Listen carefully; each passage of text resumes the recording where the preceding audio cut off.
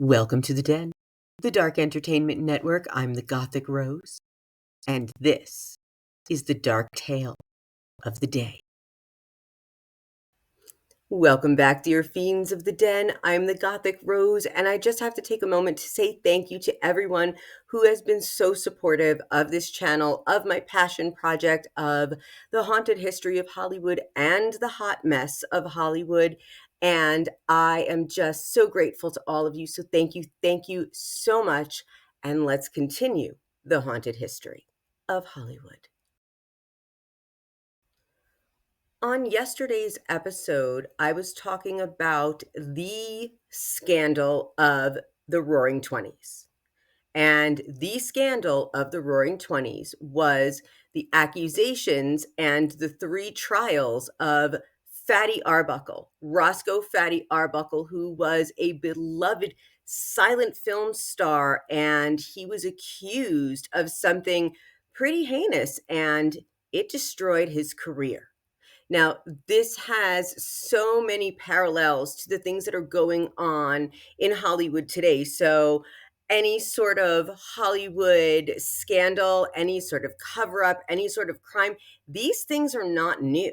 As I said in my live stream, Hollywood studios had fixers. They had fixers, and they really led the stars through their scandal and into Hollywood icon status. And today, with all of the online sleuths that someone named Khaleesi likes to call mommy sleuths, with all of the information that is public and readily available, it's much harder to craft these scandals in a way where one person doesn't lose out more, or one person doesn't lose everything and the other gains everything.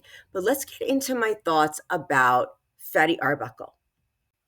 So, Fatty Arbuckle, born in 1887, was one of the highest paid comedic silent film stars of his time. And he was a mentor to Charlie Chaplin and Buster Keaton. He was a beloved comedic silent film star, but he was involved in this controversy, and he went through three trials for manslaughter after being acquitted and having a public apology from the jury because he was unfairly targeted in the death of silent film star Virginia Rappe. Now, this to me is one of the saddest stories of Hollywood. So, Roscoe Fatty Arbuckle went through three highly publicized trials, where in the third one he was finally acquitted. So, two mistrials and a final acquittal, an apology from the jury. And I really am a self proclaimed conspiracy theorist, but in the way that I will actually debunk them and just let logic win out. And I believe that the jury took their job very seriously and understood that Fatty Arbuckle was unfairly targeted. And I'm wondering if this was discrimination because he was a big man. He wasn't the most, you know, I don't know what you would say, classically handsome man, and maybe someone wanted to ruin his career. Virginia Rappe actually died after a party at the St. Francis Hotel. She fell seriously ill during the party, and she died a few days later from a ruptured bladder and peritonitis, which in yesterday's episode I said is a serious medical condition. I explained the entire thing. And what it seems like to me is she had an untreated medical condition, but someone had already spread the rumor that Fatty Arbuckle had assaulted her, and the rest is history.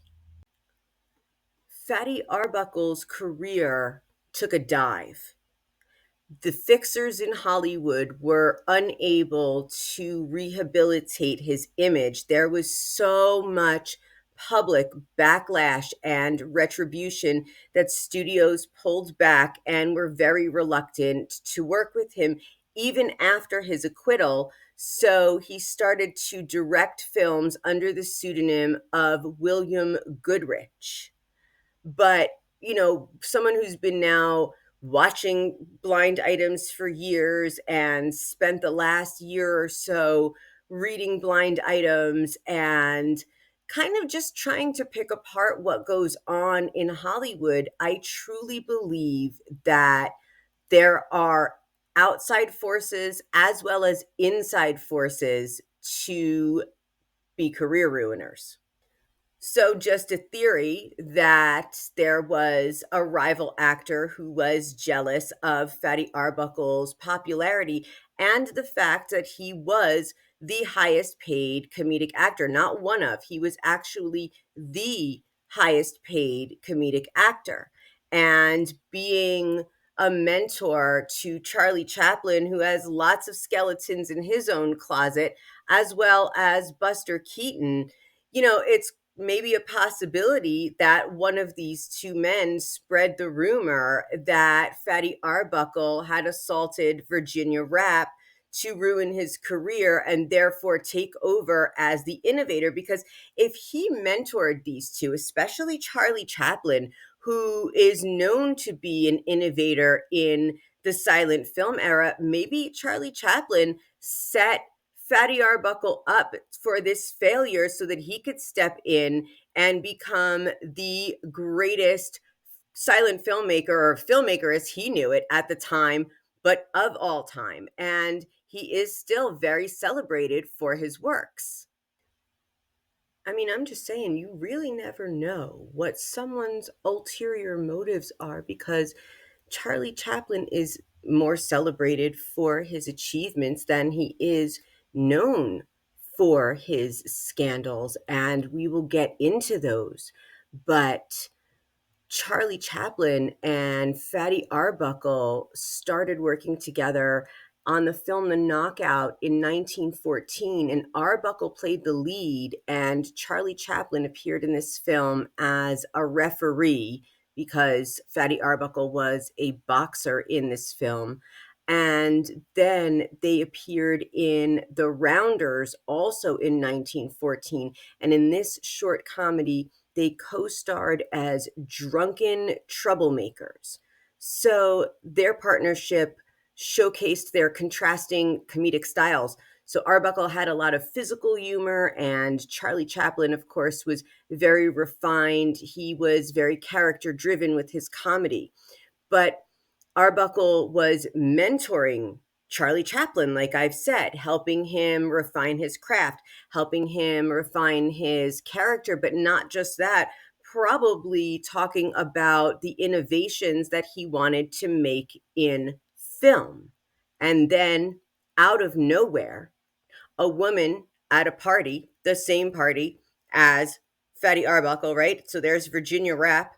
She's at a party with Fatty Arbuckle in 1921, and she collapses. Like, let's just say Charlie Chaplin allegedly took this as a golden moment to ruin Fatty Arbuckle's career and take over. It's not like this hasn't been done. It's not like it's not being done now. Look at Blake Lively and Justin Baldoni. The more things change, the more they stay the same. So let's meet here again tomorrow for more on Charlie Chaplin and the haunted history of Hollywood. If you have any tips to share with me, or you'd like to be a guest in the den, please email me at welcometothedenpodcast@gmail.com. Must be 21 or over to be a guest. And again, thank you so much to everyone who is part of the den and meets me here every day. If you like this content, please let me know. Give me a shout out. Share the videos, like, subscribe, and hit that bell. Again, thank you for joining me in the den.